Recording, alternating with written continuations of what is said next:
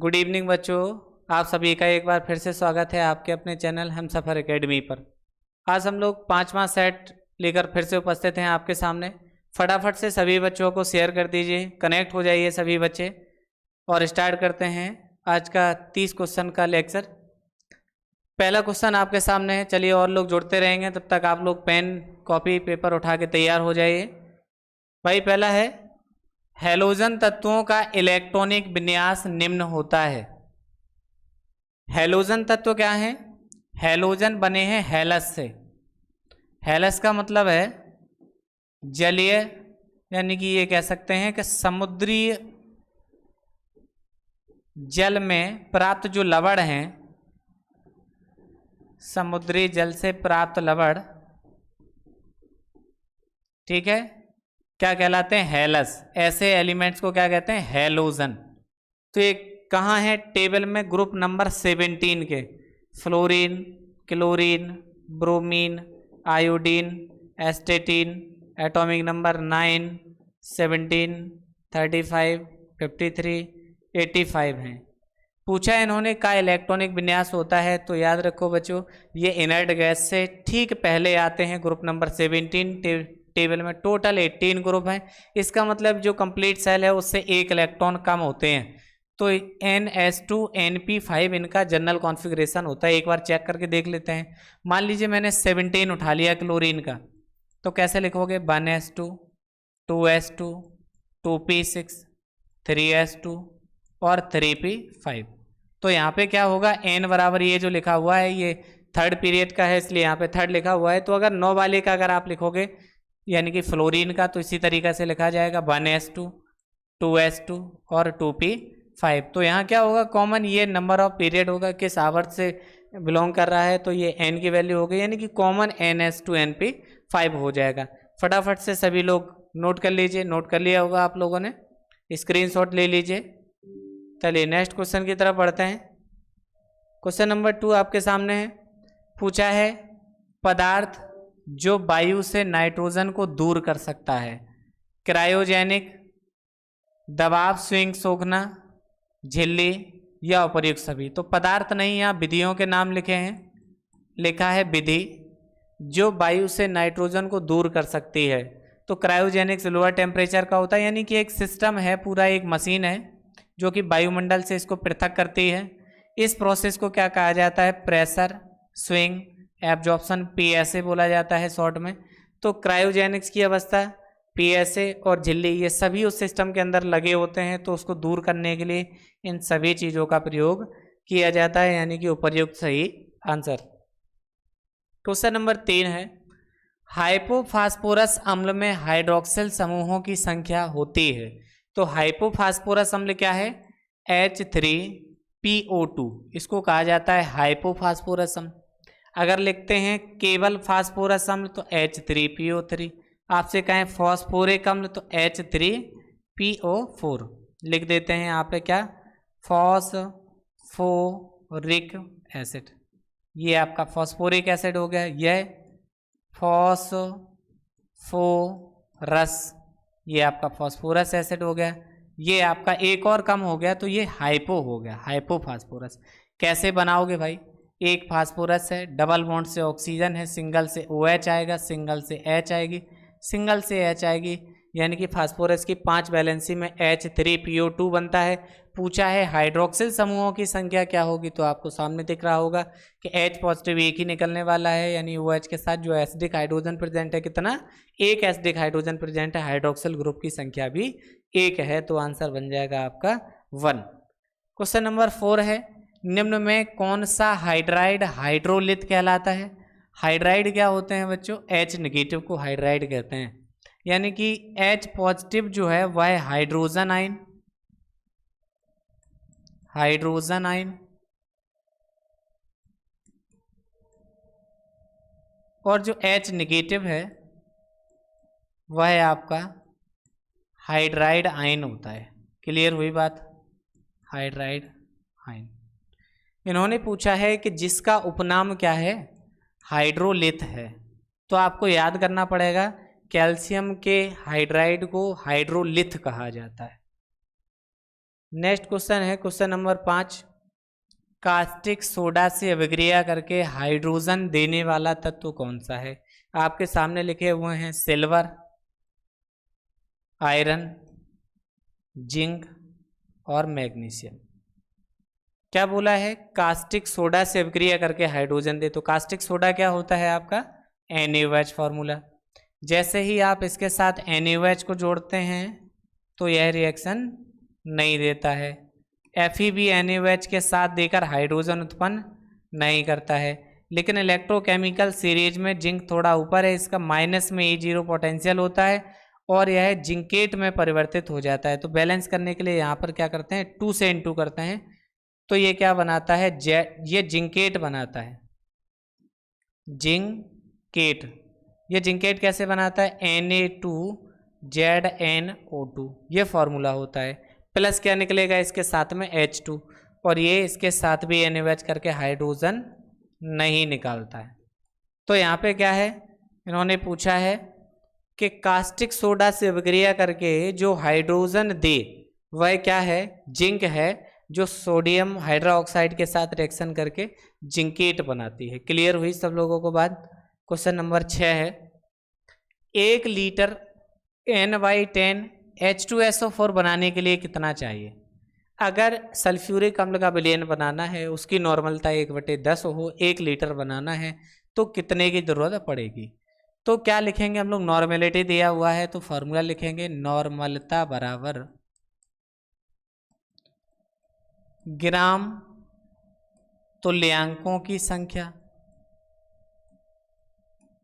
ग्राम तुल्यांकों की संख्या बटे विलयन का आयतन, विलयन का आयतन। ठीक है, किसके अंदर? लीटर्स के अंदर लिखेंगे। तो नॉर्मेलिटी तो यहाँ क्वेश्चन में दे रखी है N/10। विलयन का आयतन 1 लीटर है, ये भी दे रखा है।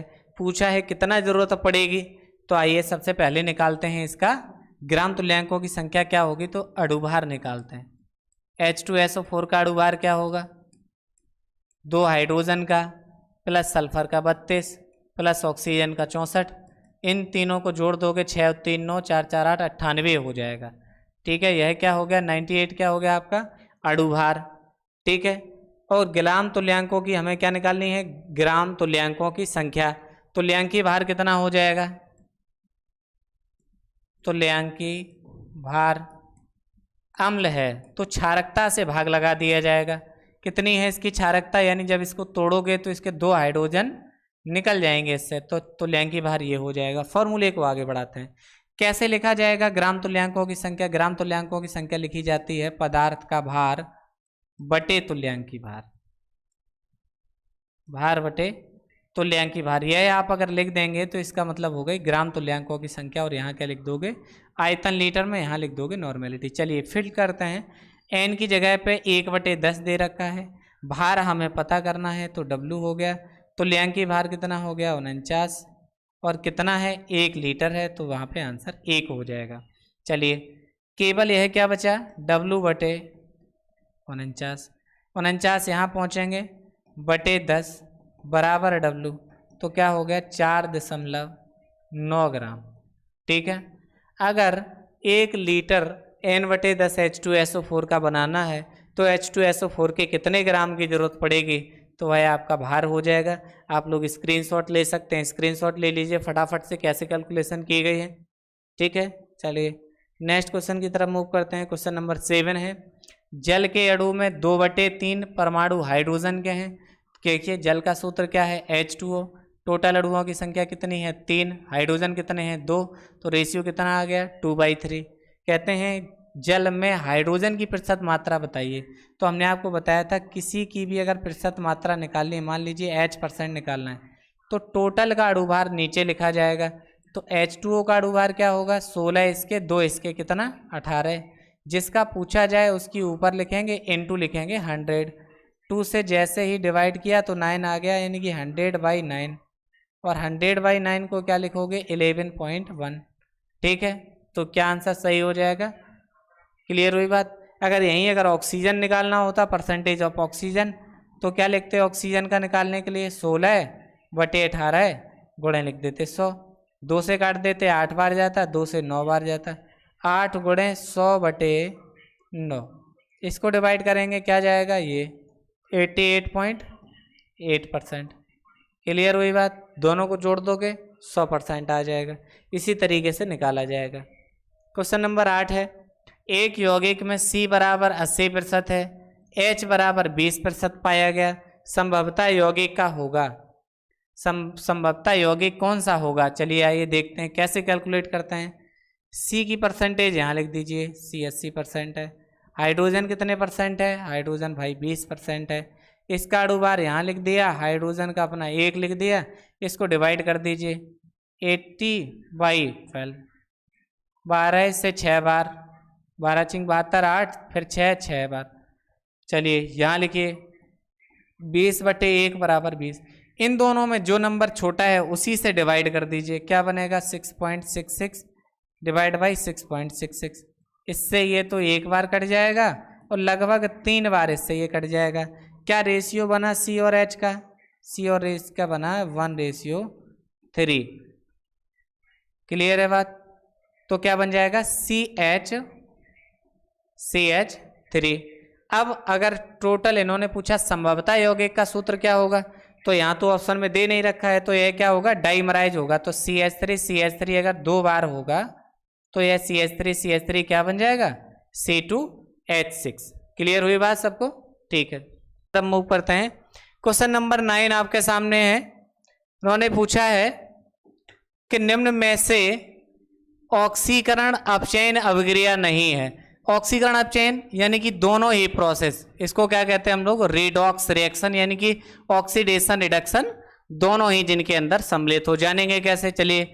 कोई भी परमाणु अगर मुक्त अवस्था में है तो उसकी ऑक्सीकरण अवस्था क्या होती है, 0। यहाँ Cl2 भी लिखा हुआ है, क्या होगी, 0।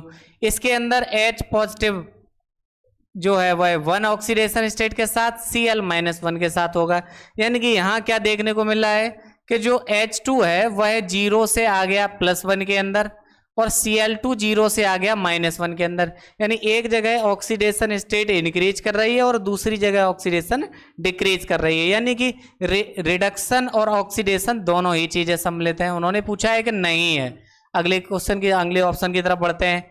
क्या लिखा हुआ है, Cl सिंगल नेगेटिव, और यहाँ मुक्त अवस्था में क्या 0 हो जाएगी, तो -1 से 0 ऑक्सीडेशन नंबर में कमी हो गई।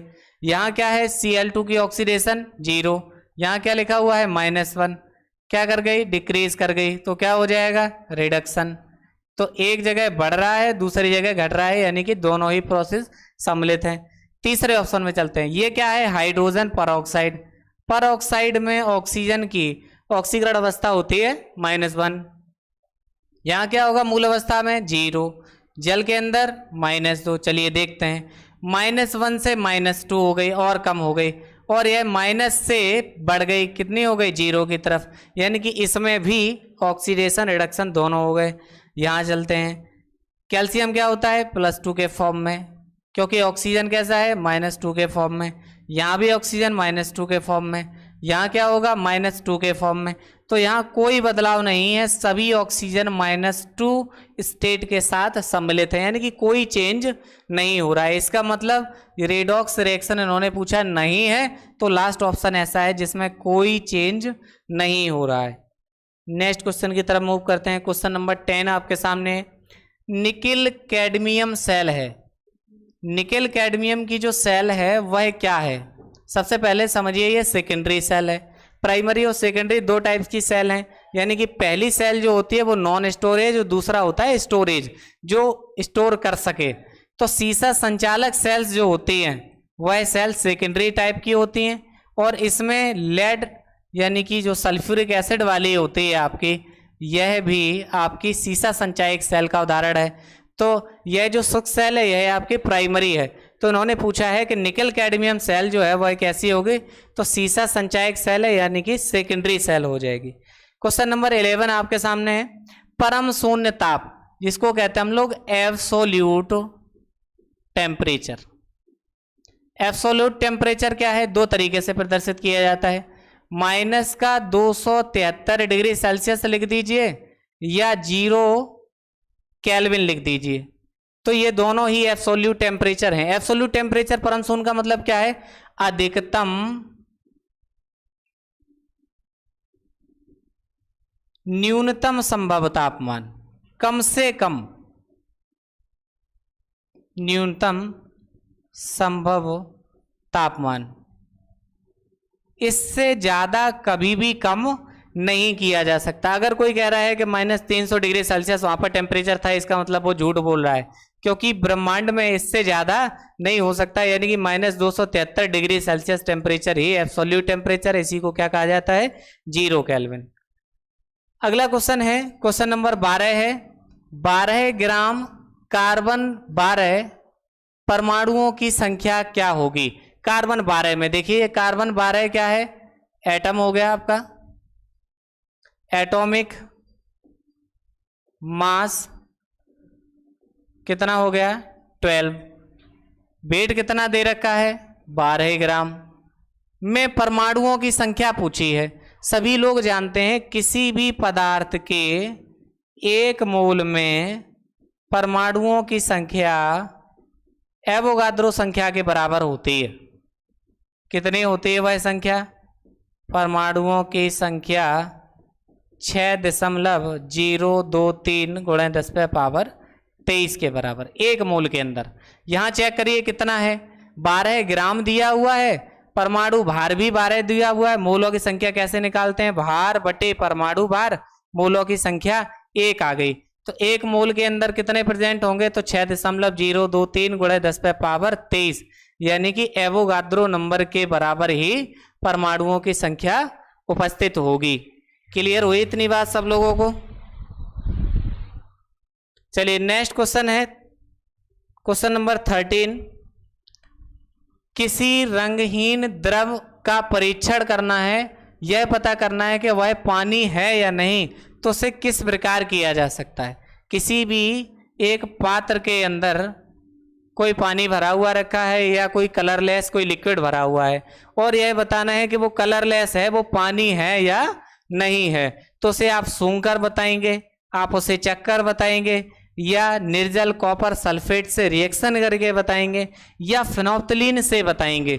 तो याद रखिए क्या करेंगे, जब उसके अंदर कॉपर सल्फेट डाला जाता है, जल का फॉर्मूला क्या है? H2O, एक्सिस में डाला जाता है, पता नहीं आपने कितना डाल दिया, तो यह क्या बनाता है? CuSO4 × 5H2O बनाता है, यानी कि ये ब्लू कलर का कॉम्प्लेक्स बना देता है, जिससे हमें पता चल जाता है कि जो कलरलेस आपके पास लिक्विड है, वह कलरलेस लिक्विड क्या है?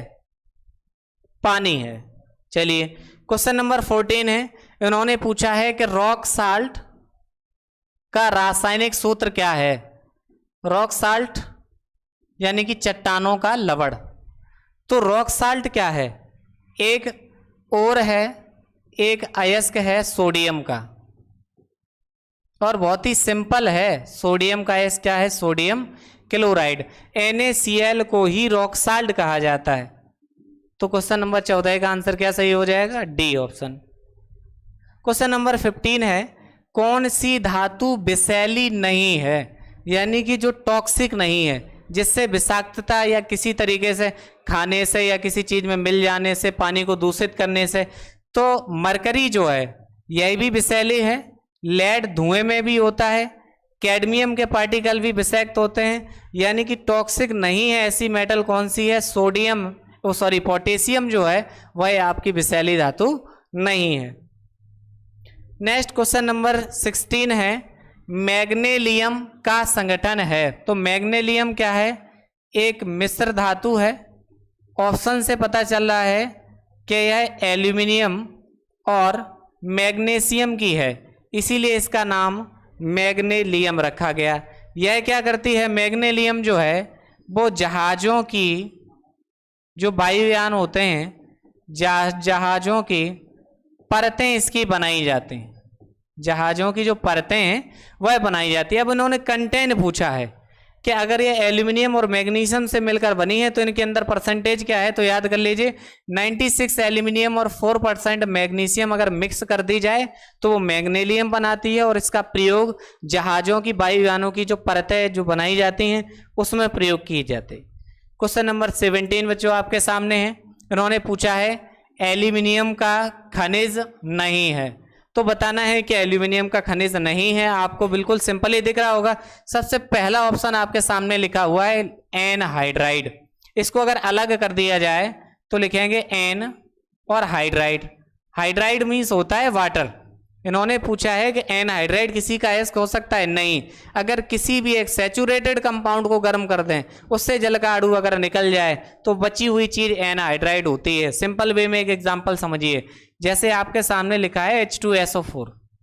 इसको अगर आप हीट कर दें और इससे अगर H2O निकल जाए तो H2O निकलने के बाद जो शेष बचेगा वह है आपका SO3 है। यानी SO3 को आप सल्फ्यूरिक एसिड का एनहाइड्राइड कह सकते हैं। तो एनहाइड्राइड है वो किसी का अयस्क नहीं है। ये तो आंसर हो गया। अब 4 ऑप्शन है, ये बाकी के 3 जो ऑप्शन हैं वह तीनों ही एल्यूमिनियम के अयस्क हैं। तो बॉक्साइड जो है उसका फॉर्मूला क्या है? Al2O3 इंटू 2H2O, या कभी कभी किताबों में NH2O भी लिखा होता है, यह आपका बॉक्साइड हो जाता है। कोरंडम की बात करें तो इसके अंदर Al2O3 केवल होता है, इसको एल्यूमिना भी कहा जाता है। डाइस्पोर में Al2O3 इंटू H2O होता है, यानी कि यह आपका डाइस्पोर का फॉर्मूला हो जाता है। क्लियर हुई बात? तो यहाँ नहीं पूछा था एनहाइड्राइड किसी भी चीज़ का अयस्क नहीं है। एनहाइड्राइड क्या है? किसी एक सैचुरेटेड कंपाउंड को गर्म किया जाए तो उससे जो जल का अणु निकल जाएगा, बचे हुए भाग को आप कहेंगे एनहाइड्राइड। क्वेश्चन नंबर 18 आपके सामने है। कार्बन जब किसी धातु के साथ अभिक्रिया करता है तो बनाता है, क्या बनाता है? एक छोटा सा एग्जाम्पल लेते हैं। जैसे मान लीजिए कैल्शियम है और कैल्शियम अगर कार्बन से अगर मिल जाए तो यह बनाता है CaC2। इसको कैल्शियम कार्बाइड कहा जाता है। तो जब कभी भी मेटल कार्बन के साथ मिलेगी तो वह क्या बनाएगी? कार्बाइड। क्लियर हुई बात? क्या बनाएगी? कार्बाइड। क्वेश्चन नंबर 19 आपके सामने है। हानिकारक यूवी का मतलब है अल्ट्रावायलेट रेज को अवशोषित करने वाला गिलास है, यानी ऐसा कांच पूछा है जो पराबैंगनी विकिरण से हमारी रक्षा करे। तो चलिए आइए एक एक ऑप्शन को समझ लेते हैं। पायरेक्स गिलास जो है, पायरेक्स कांच क्या होते हैं? प्रयोगशाला में जो उपकरण बनाए जाते हैं, प्रयोगशाला में प्रयुक्त उपकरण किसके होते हैं? प्रयोगशाला में जो उपकरण प्रयुक्त होते हैं वह पायरेक्स कांच के बनाए जाते हैं। इन्होंने कहा कि जो यूवी को सोख ले तो वह क्रोक्स होता है जो पराबैंगनी विकिरण को सोख ले। सोडा ग्लास जो है वह साधारण कांच होता है, एक सामान्य या साधारण कांच। वैसे तो सामान्य कांच यानी सोडा ग्लास है जो उसका कांच का कोई निश्चित सूत्र या संगठन नहीं होता है, लेकिन फिर भी सोडा कांच को Na2SiO3 से डिनोट किया जाता है। यह सोडियम के सिलिकेट्स होते हैं। फ्लिंट कांच से प्रिज्म बनाए जाते हैं। ठीक है, चारों ऑप्शन आप सभी लोगों को क्लियर हो गए होंगे। आंसर क्या सही हो जाएगा? क्रोक्स कांच। क्वेश्चन नंबर 20 है। प्राकृतिक गैस में मुख्यतः होती है, प्राकृतिक गैस में मुख्यतः मीथेन होती है। 70 से 80% तक उसमें क्या होता है? प्राकृतिक नेचुरल गैस के अंदर मीथेन होती है। आपसे पूछा जाता है कि बायोगैस का मुख्य घटक क्या है? बायोगैस का मतलब है गोबर गैस, उसके अंदर भी मुख्य घटक क्या होता है? मीथेन होता है। नेक्स्ट क्वेश्चन है 21। कोयले का वह प्रकार जिसमें कार्बन की मात्रा अधिक होती है। तो इसमें बेसिकली आप बिटुमिनस, लिग्नाइट, एंथ्रेसाइट 3 प्रकार के कोयला पढ़ते हैं। तो बिटुमिनस कोयला के अंदर 50 से 70% तक कार्बन, लिग्नाइट के अंदर 30% तक कार्बन, और एंथ्रासाइट सबसे उत्तम प्रकार का कोयला माना जाता है जिसमें अधिकतम 90% तक कार्बन आपका उपस्थित होता है। तो उन्होंने पूछा है कि कोयले का वह प्रकार जिसमें कार्बन की मात्रा सर्वाधिक होती है। तो एंथ्रेसाइट कोयला में कार्बन की मात्रा लगभग 90% तक होती है। उत्तम प्रकार का आपका कोयला हो जाएगा। ऑक्सीजन की खोज किसने की? ऑक्सीजन की खोज का श्रेय जाता है प्रिस्टले को। और बाकी के ऑप्शन भी पढ़ लेते हैं। एक क्वेश्चन के साथ 4 क्वेश्चन तैयार करेंगे। बॉयल वह साइंटिस्ट हैं जिन्होंने गैसीय नियम दिया है, बॉयल का नियम जिसे हम लोग कहते हैं। दूसरी स्पेशल बात, अम्ल की पहली परिभाषा, यानी कि वह बॉयल पहले वैज्ञानिक है जिन्होंने बताया था कि अम्ल स्वाद में खट्टे होते हैं, नीले लिटमस को लाल कर देते हैं। किसने बताया था? बॉयल ने। तीसरा ऑप्शन है सीले, क्लोरीन के खोजकर्ता सीले हैं। और आखिरी ऑप्शन है कैवेंडिश, हेनरी कैवेंडिश इनका पूरा नाम है, और हीलियम गैस को खोजने का श्रेय कैवेंडिश को जाता है। तो चारों ऑप्शन क्लियर हो गए। फिलहाल क्वेश्चन ऑक्सीजन की खोज पूछी थी, तो ऑप्शन प्रेशले आपका करेक्ट हो जाएगा। क्वेश्चन नंबर 23 है, निम्न में किसका सूत्र गलत है पूछा है। पहला ऑप्शन है थायोनिल क्लोराइड, SOCl2 है, बिल्कुल करेक्ट लिखा है। थायोनिल क्लोराइड को SOCl2 कहा जाता है। सल्फ्यूरिल क्लोराइड SO2Cl2 होता है, बिल्कुल करेक्ट लिखा हुआ है। अगला लिखा हुआ है ओलियम, H2S2O3, ओलियम नहीं है। यह क्या है? एक डाइमर है। जब आप सल्फ्यूरिक एसिड के H2SO4 प्लस H2SO4 के दो अणु लेकर जब आप हीट करा देते हैं, इससे जब एक अणु जल का निकल जाता है, 4 में से 2 जब चले जाएंगे तो 2 बचेंगे। 2 आपके पास सल्फर हो गए, 4 और 4 8 में से 1 चला जाएगा तो 7 बचेंगे। H2S2O7 इसी को ही ओलियम कहा जाता है, यानी कि यही इसका सही आंसर है। लेकिन इन्होंने पूछा है कि कौन सा गलत लिखा हुआ है, तो सर ये गलत लिखा हुआ है क्योंकि इसमें H2S2O3 लिखा हुआ, होना क्या चाहिए था? 7 होना चाहिए था। लास्ट ऑप्शन है हाइपो, Na2S2O3, जिसको कहते हैं सोडियम थायो ऑक्साइड। तो ये क्या है? हाइपो है, हाइपोविलियन, जिसका प्रयोग आप फोटोग्राफी में भी करते हैं। यानी कि यह तीनों ऑप्शन करेक्ट लिखे हुए हैं, गलत लिखा है ओलियम। तो सही सूत्र है ओलियम का H2S2O7। नेक्स्ट क्वेश्चन 24 है, किसी भी अम्ल का तुल्यांकी भार उसके अणुभार को निम्न से विभाजित कर प्राप्त कर सकते हैं। तो केवल अम्ल का ही नहीं, किसी का भी तुल्यांकी भार निकालना हो तो आइए फॉर्मूला पढ़ते हैं।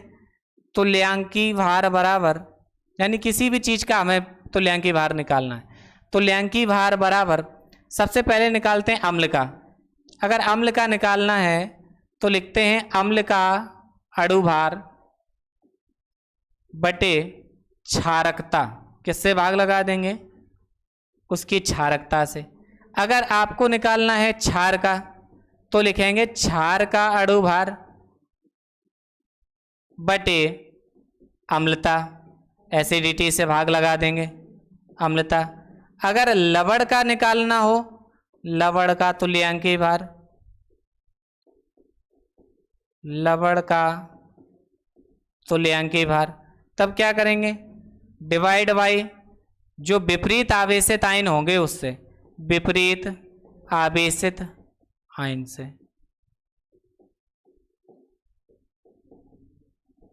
आपको यहाँ तीनों फॉर्मूले लिखे हुए हैं, इससे क्लियर हो रहा होगा कि अम्ल का अगर तुल्यांकी भार लगाना है तो क्या निकालेंगे? अणुभार में डिवाइड कर देंगे, किससे? बेसिसिटी से, क्षारकता से। क्षार का निकालना है तो किससे कर देंगे?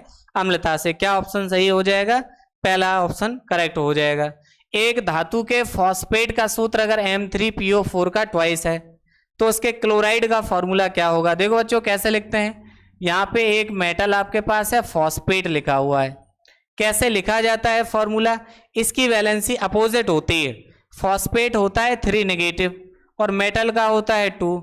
इस तरीके से जब क्रॉस मल्टीप्लाई करते हैं तब फॉर्मूला आपके पास प्राप्त होता है M3PO4 का ट्वाइस। यानी कि यहां से हमें मिल गया कि मेटल की वैलेंसी 2 है। इन्होंने पूछा कि क्लोराइड का फॉर्मूला क्या होगा। क्लोराइड का फॉर्मूला तो मेटल लिखा जाएगा, क्लोराइड लिखेंगे, मेटल की वैलेंसी इसके नीचे, क्लोराइड की वैलेंसी यहाँ। जैसे ही क्रॉस मल्टीप्लाई करेंगे तो M बनेगा 1, Cl बनेंगे 2 और आंसर हमें मिल जाएगा। कौन सा आंसर बनेगा? क्वेश्चन नंबर 25 का आंसर बनेगा बी। क्लियर हुई बात? क्वेश्चन नंबर 26 है, NH2 का संयुग्मी अम्ल है। संयुग्मी बोला जाता है कॉन्जुगेट को, कॉन्जुगेट एसिड पूछा है। तो कॉन्जुगेट या संयुग्मी शब्द किसके लिए प्रयोग करते हैं? कल भी पढ़ाया था, अगर कल का आप लेक्चर अगर देख कर आए हैं तो ब्रॉन्स्टेड एंड लॉरी 2 साइंटिस्ट हैं जिनकी कंसेप्ट को प्रोटॉन डोनर और एक्सेप्टर सिस्टम कहा जाता है। प्रोटॉन डोनर और एक्सेप्टर सिस्टम। उन्होंने कहा कि कोई भी पदार्थ जो प्रोटॉन को डोनेट करे उसको कहते हैं एसिड, और जो प्रोटॉन को एक्सेप्ट करे, ग्रहण करे, उसको कहते हैं क्षार। अब समझिए संयुग्मी। ये संयुग्मी क्या चीज है? जैसे HCl लिखा हुआ है, इसको अगर आप डिसोसिएट करें तो यहां बनेगा H पॉजिटिव Cl नेगेटिव। पहली स्पीसीज है HCl, दूसरी स्पीसीज है Cl नेगेटिव। इन दोनों में अगर देखें तो किसका अंतर है? अंतर है जो किसी चीज का वह H पॉजिटिव है। तो ऐसी कोई भी दो स्पीसीज जिनमें H पॉजिटिव का डिफरेंस हो तो वह आपस में संयुग्मी होती हैं। अब समझिए ये एसिड क्यों है? क्योंकि यह H पॉजिटिव डोनेट करने की टेंडेंसी रखता है, इसलिए यह क्या है? अम्ल। इन्होंने कहा कि जो H पॉजिटिव लेते हैं वो क्षार हैं, तो इसकी टेंडेंसी क्या है? इस पर नेगेटिव है, और इसके साथ जैसे ही H पॉजिटिव जुड़ेगा फिर से HCl बना लेगा, यानी कि इसकी टेंडेंसी H पॉजिटिव ग्रहण करने की है। इसका मतलब यह क्षार हो गया। तो इन्होंने पूछा है का अम्ल बताइए, का अम्ल क्या है? तो इसका अम्ल पूछा है, इसका मतलब यह क्षार है। अब अगर यह क्षार है, इसका संयुग्मी पूछा है, तो इसका मतलब ऐसा फॉर्मूला जिसमें केवल H पॉजिटिव का डिफरेंस होगा वह उसका कॉन्जुगेट होगा। अगर यह बेस है तो एक H और जोड़ दी जाए तो वह एसिड बन जाएगा। हमें उम्मीद है कि आप लोगों को यह कंसेप्ट क्लियर हो गया होगा। ठीक है। क्वेश्चन नंबर 27, 7.1 ग्राम Na2SO4 के 100 ग्राम जल के विलयन की मोलरता क्या होगी? चलिए फॉर्मूला लिख देते हैं हम यहाँ मोलरता का, आप लोग कैलकुलेट करिए, कलम चलाइए साथ में। मोलरता बराबर लिखेंगे पदार्थ के मोलों की संख्या बटे आयतन। आयतन किस में लिखा जाएगा? लीटर के अंदर। ठीक है, तो मोलों की संख्या के लिखे आप क्या लिखेंगे? भार बटे अणुभार, भार बटे अणुभार, और नीचे क्या लिखा जाएगा? आयतन।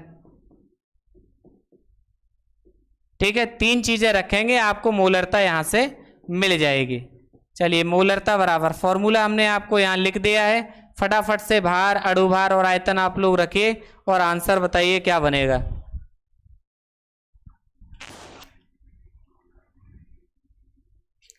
चलो भाई, भार कितना दिया है? 7.1 ग्राम रख लिया आप लोगों ने। चलिए देखिए 7.1 बटे अणुभार कैसे निकाला जाएगा? आइए देखिए फटाफट। Na2SO4 क्या होगा? सोडियम है, दो अणु हैं तो दो गुणे। सोडियम का कितना होता है भाई? 23, सल्फर का 32, प्लस 4 गुणे ऑक्सीजन का 16, तो 32 दूना 46 प्लस 32 प्लस 64, इन सबको जोड़ दीजिए। 4 2 6, 6 12, 7 3 10 और 4 14, कितना हो गया? 142।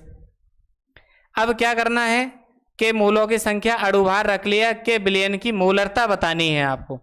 तो 142 और कितने आयतन, आयतन कितना दे रखा है? 100 ml। बनाना किस में है? लीटर में। नीचे क्या लिखेंगे? 1000, क्या बन जाएगा? 1/10, 10 पहुंच जाएंगे ऊपर, क्या बना देगा? 71। नीचे क्या हो गया? 142, इसको काट दीजिए, 2 बार कट जाएगा। 1/2 का मतलब 0.5 m बन जाएगा। तो 0.5 कौन सा ऑप्शन है? सी ऑप्शन 0.5 है, तो आंसर बन जाएगा सी। इस तरीके से आप रखेंगे। क्वेश्चन नंबर 28 है, टिंडल प्रभाव दर्शाता है। आप सभी लोगों ने पढ़ा होगा टिंडल इफेक्ट जो है वह कोलाइडल जो पार्टिकल होते हैं उनमें शो करता है। कौन से पार्टिकल या सॉल्यूशन कोलाइडल होते हैं? जिसमें घुले हुए कणों का आकार 10 एंगस्ट्रॉम से लेकर 2000 एंगस्ट्रॉम के बीच का होता है, तो वह क्या कहलाते हैं? कोलाइडल।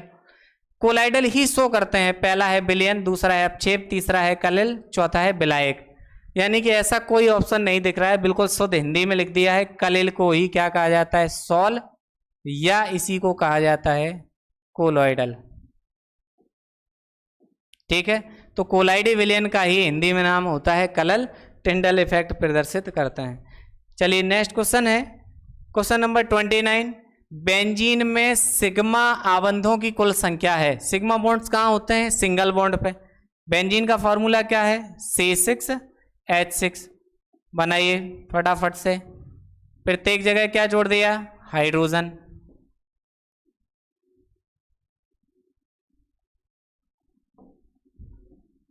चलिए डबल डबल डबल। अब बताना है आपको कि सिग्मा बंधों की संख्या क्या होगी। तो जहां जहां आपका सिंगल है वह सब क्या बनाएंगे? सिग्मा। 3 4 5 6। और बाकी का नीचे कार्बन 1 2 3 4 5 6 6 बनते हैं हाइड्रोजन के साथ, 6 बनते हैं कार्बन के साथ। टोटल संख्या कितनी बनेगी? 12। चलिए आज के क्लास के लास्ट क्वेश्चन की तरफ मूव करते हैं। क्वेश्चन नंबर 30 आपके सामने है। पॉलीथीन के निर्माण में निम्न में से कौन सा यौगिक काम आता है? नाम से ही पता चल रहा है पॉलीथीन, और सही तरीके से लिखा जाता है पॉली एथिलीन। यानी पॉली का मतलब है मैनी, यानी कि बहुत से, और एथिलीन इसका मोनोमर है, और एथिलीन का फॉर्मूला क्या होता है? C2H4। क्लियर हुई बात? तो C2H4 के जब बहुत से अणु यानी कि CH2 डबल बॉन्ड CH2 के स्मॉल n नंबर्स जब मिलते हैं तो क्या बनता है? सिंगल बॉन्ड से CH2 सिंगल बॉन्ड से CH2 की एक लंबी चेन मिलती है, लीनियर श्रृंखला में बनाते हैं।